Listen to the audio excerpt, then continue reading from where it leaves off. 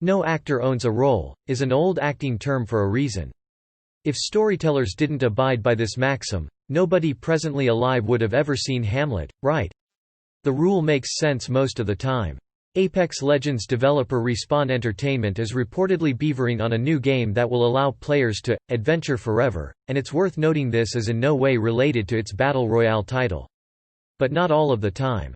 Some movie roles should never be recast. Maybe we're being too precious, or perhaps we're too high on the sweet nectar of nostalgia, but when certain actors play specific parts, magic happens that can't be matched. In many cases, actors are just as much their characters' creators as the screenwriters or novelists who came up with them. It's a brand new project. While the job listing has since been deleted, it now directs to a blank page with no description of the position. Eagle-eyed web users managed to salvage some crucial info before it was deleted. Related content: Sony PS5 Complete Guide. A total resource on PlayStation 5. The job position mentions a brand new IP, and calls for a generalist software engineer. It goes on to say that the project will utilize new, practical technologies to enable adventuring forever. That's about all there is to go on right now, but it's pretty interesting nonetheless. Apex Legends isn't obviously going anywhere anytime soon, with Respawn constantly updating the game since its February 2019 launch on PS4, PC and Xbox One. Source: Dextero. When we think of the character, we think of the star portraying them. Sure, Hollywood can try to recast these parts, and probably will, but if they do, we're predicting disaster because moviegoers are nothing if not nostalgic. Did your favorites make the list, or do you think we're being too sentimental? Whatever side you're on, here are the famous movie characters we never want to see recast. Only Harrison Ford should wear the fedora. Every event Harrison Ford attends plays the Raiders March, so you know people will always associate him with Dr. Henry Jones Jr. That's interesting, as Ford is known for two iconic characters. The other, the swashbuckling Han Solo, was so popular that Star Wars: The Force Awakens, which heavily promoted Ford's involvement, became the highest grossing of the franchise, unadjusted for inflation, by about $700 million. Meanwhile, the Ford-free prequel, Solo: A Star Wars Story, is the series' sole financial disappointment.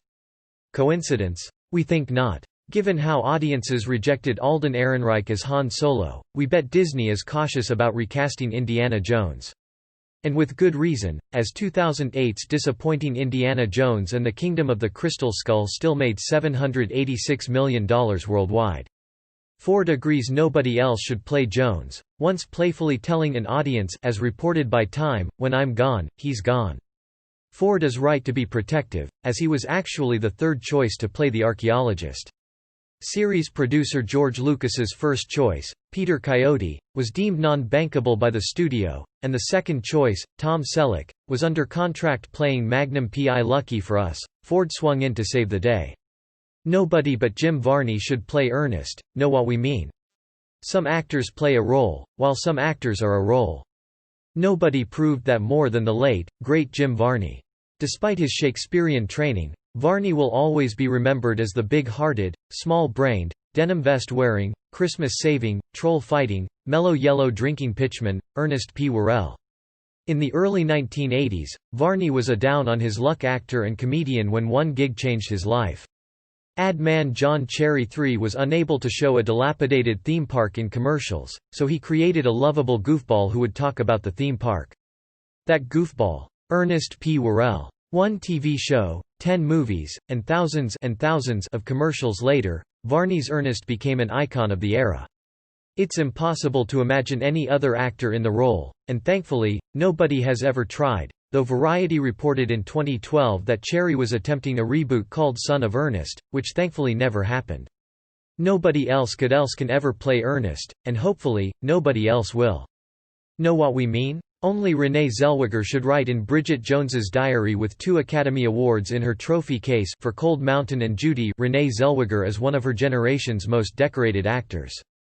But she'll always be associated with the role she didn't win an Oscar for, Bridget Jones. In 2001, Zellweger's most famous role was a supporting part 6 years earlier in Jerry Maguire. A string of fairly forgettable rom-coms followed until her Golden Globe-winning performance in the black comedy Nurse Betty reminded folks she had acting chops. Then, despite not smoking, being overweight, or English, the Texas-born Zellweger snagged the coveted title role in Bridget Jones's Diary. Though it seems crazy now, Zellweger's casting was controversial at the time, with even her co-star Hugh Grant saying he thought it was a «stretch». Zellweger proved them wrong. Bridget Jones's Diary earned $277 million worldwide, more than 10 times its $25 million budget, while scoring Zellweger her first Academy Award nomination. With a grand total of $747 million worldwide on a $110 million budget for 3 films, we bet Hollywood's dying to relaunch the Bridget Jones franchise. If they do, it better not be without Zellweger. Eddie Murphy's Beverly Hills Cop can't be replaced. There are stars, and then there's Eddie Murphy in the 1980s. Besides saving SNL at age 19, Murphy's 2 comedy albums went gold. Most comedians would have faded into obscurity and drugs at that point, but Murphy, still in his early 20s, was just getting started. First came 1982's 48 Hours.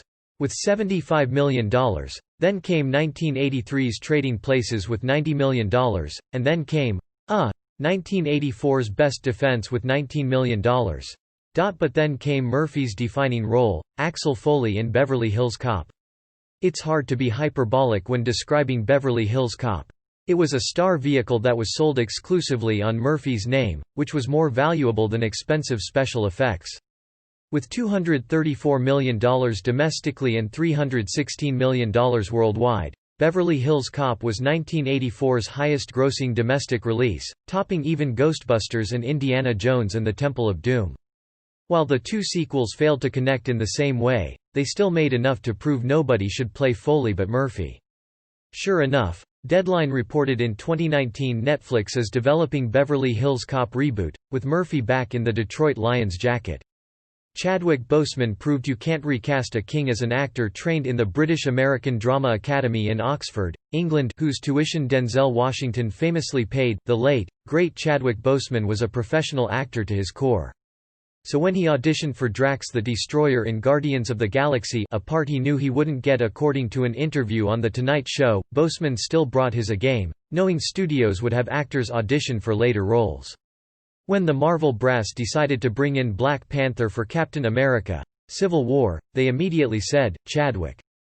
Good call. Captain America: Civil War made $1.15 billion, but Boseman's Black Panther did even better, earning $1.3 billion worldwide. Even more impressive, its $700 million domestic gross is the 4th highest box office in North American history and earned more money than any other solo superhero film. While the Black Panther series will go on following Boseman's shocking and tragic death at just 43 years old, it will do so without T'Challa because you can't recast a king. Uma Thurman's Bride is a cut above the rest. Quentin Tarantino has famously and frequently called Uma Thurman his muse, though they've only worked together 3 times, on Pulp Fiction and Kill Bill Vol. 1 and 2. In the 2 Kill Bill films, Thurman plays Beatrix Kiddo, aka the Bride, a vengeful assassin gunned down on her wedding day by her homicidal former employer and lover, the titular Bill. The Bride is Thurman's most famous character and one of Tarantino's, too. And according to a Thurman interview with Today in 2004, Kiddo was the result of late-night discussions between the director and star. The Bride's look is iconic, a statuesque, blood-stained blonde in a yellow jumpsuit, borrowed from Bruce Lee's Game of Death, with a sword sharp enough to cut through, well, everything.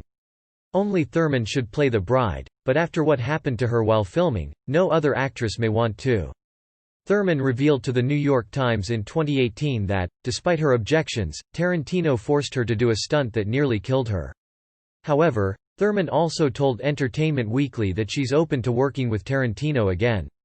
No other Ash would be as groovy as Bruce Campbell. Sam Raimi created Ashley Ash Williams for the Evil Dead franchise, but Bruce Campbell is Ash Williams.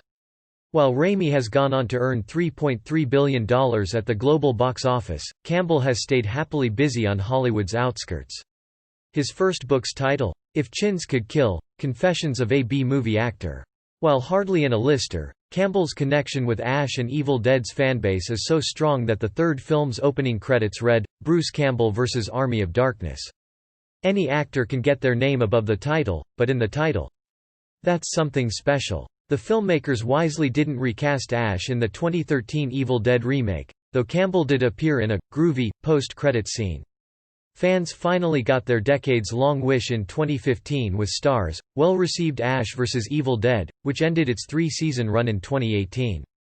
Campbell then retired from the role, telling Inquisitor in 2019, "I'm still doing video games, I'm doing voices for Ash. I'm just not going to grovel in the blood anymore. If it's not Campbell, we don't want to see any other actor groveling, either, at least not as Ash." Jamie Lee Curtis's Laurie Strode isn't your typical damsel in distress. John Carpenter popularized the slasher genre's tropes with Halloween, the unstoppable killer, randy teenagers getting mutilated, and the virginal innocent who saves the day. But as Laurie Strode, Jamie Lee Curtis didn't just save the day in the movie. She's actually saved the franchise twice. Halloween was a huge hit in 1978 with $70 million, but after Halloween II's underwhelming $25 million, Curtis was out, and the series suffered creatively and commercially. 2 decades after the original, Curtis returned for 1998's Halloween, H20, a sequel that erased Halloween 3-6 but was unwisely killed off early in 2002's Halloween, Resurrection, though both movies outperformed previous entries. Rob Zombie's reboots, Halloween and Halloween 2, recast Laurie Strode with Scout Taylor Compton, but just like a killer horror villain, you just can't keep a good actor-character combo down. Curtis returned for David Gordon Green's Halloween in 2018, a direct sequel to the original Notice a Pattern, which was a good call. Halloween made $255 million worldwide, 25 times its $10 million budget. Naturally, Curtis is set to return for the 2 sequels because Hollywood likes money.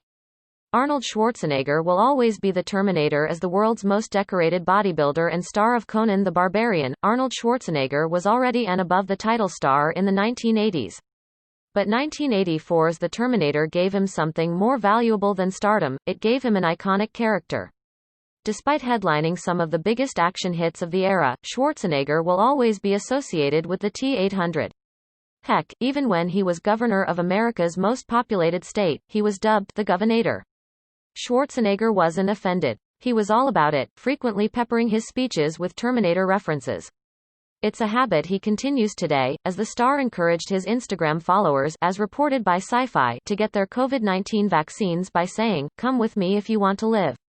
While Schwarzenegger loves pretending to be the Terminator in real life, his cinematic run as the character is probably over since Terminator: Dark Fate bombed with $250 million worldwide on a $185 million budget. If Arnold doesn't play the T-800, nobody does. Can you imagine anybody else saying, "I'll be back," as beautifully? Yeah, we can't, either. We can't go back to the future without Michael J. Fox. Back to the Future remake pitches happen so much that we want to go back in time and stop them, after saving Harambe, of course. Back in 2010, Deadline reported Warner Brothers wanted to remake Future with Zac Efron as Marty McFly. At the time, this bugged us because Efron was still the high school musical guy, but now that he's established himself as a charismatic leading man, it still really bugs us. While the Efron as McFly remake probably won't happen, don't buy a pair of Nike Air Mags to celebrate just yet. Tom Holland admitted to BBC Radio 1 that there had been conversations about him accepting the part, but he added, "Back to the Future is one of the most perfect films, one that could never be made better." Exactly. See, Holland gets it. You can't improve on perfection, so we never want to see Hollywood recast Michael J. Fox as Marty McFly, or for that matter Christopher Lloyd as Doc Emmett Brown. Robert Downey Jr. as Iron Man. Robert Downey Jr. went to bed on May 1, 2008 as a well-respected actor considered to be box office poison. On May 2, he woke up as the star of a movie with a $102 million opening weekend. Sure, this overnight success had been working for decades, but if you look at his pre- and post-Iron Man box office, Downey has had 2 different careers. Downey's movies have earned a combined $15.3 billion worldwide, but not one of them broke $100 million domestically before Iron Man. Downey as Iron Man was the most bankable star-character combo of the 2010s, culminating in the highest-grossing movie of all time, Avengers: Endgame, in which Iron Man, spoiler alert, died saving the universe. Recasting Downey wouldn't just be dumb, it would be bad business. However, some bloggers have opined that Tom Cruise, who almost played Tony Stark, could turn up as an alternate Iron Man in Doctor Strange in the Multiverse of Madness. If it's just a one-off, we can accept this, but not long-term. Only one actor should ever get to say, I am Iron Man, Robert Downey Jr. Lawrence and Katniss go together like a bow and arrow despite her many scene-stealing performances. Jennifer Lawrence's signature role is definitely Katniss Everdeen, the heroine of the Hunger Games series.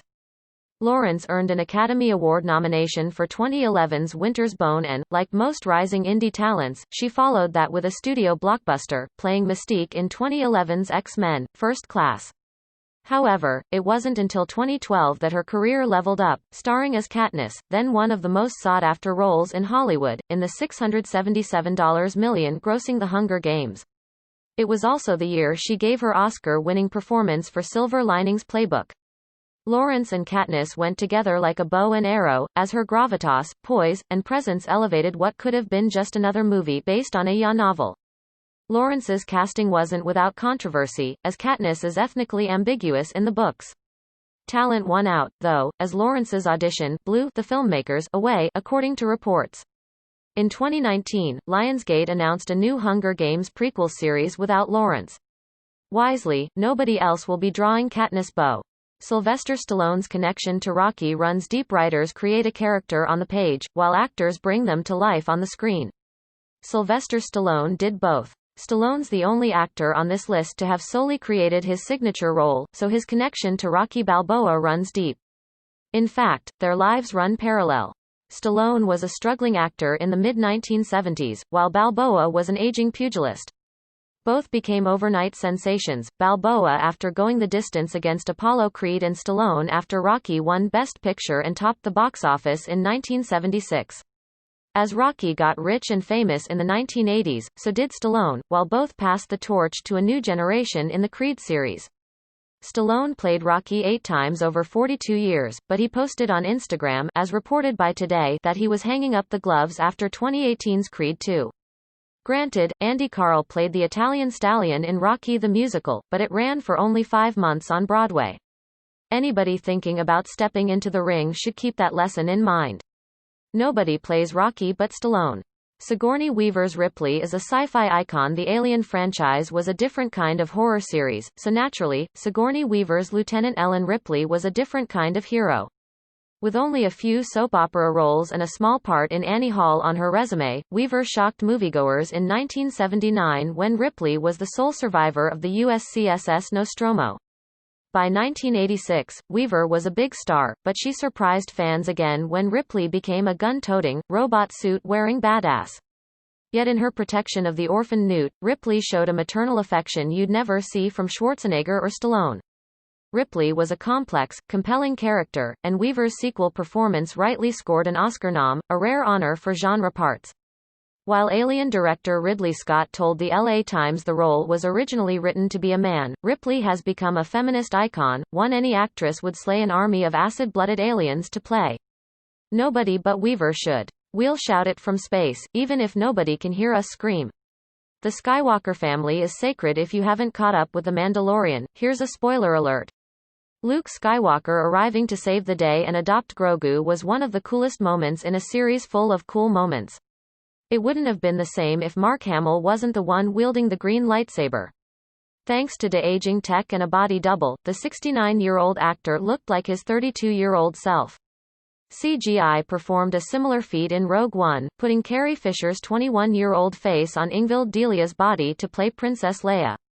While Hayden Christensen is returning to play Darth Vader for the Disney Plus series Kenobi, fans rightly hope James Earl Jones will return to play Vader's voice. The Skywalkers are the first family of sci-fi, and nobody should ever play Luke, Leia, and Darth but Hamill, Fisher, and Jones, respectively. Yes, we're looking at you, Sebastian Stan, as Luke Stans. If that means we never see those characters in live action again, fine. It may inspire the filmmakers to explore the rest of the galaxy far, far away.